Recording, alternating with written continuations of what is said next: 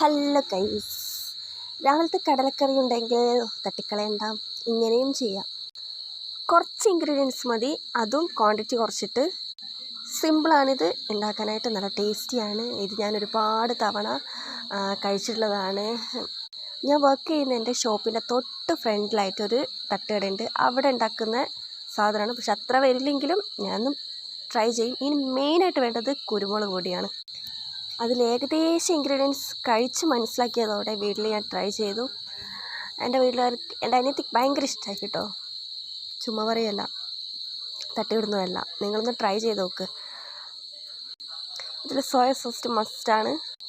സവാള, ഇഞ്ചി വെളുത്തുള്ളി ചതച്ചത്, പച്ചമുളക്, ബീൻസ്, പിന്നെ കരിയഞ്ചപ്പ്, കറിവേപ്പില എന്നൊക്കെ പറയും, മല്ലിച്ചപ്പ്. പിന്നെ മെയിനായിട്ട് പുതിന വേണം കേട്ടോ. എനിക്ക് പുതിന എൻ്റെ കയ്യിൽ ഇല്ലാത്തത് കൊണ്ട് ഞാൻ ഇട്ടില്ല. അപ്പം വീഡിയോ ഇഷ്ടപ്പെട്ടവരാണെങ്കിൽ ഒന്ന് ട്രൈ ചെയ്ത് നോക്കുക, സബ്സ്ക്രൈബ് ചെയ്യുക, സപ്പോർട്ട് ചെയ്യുക.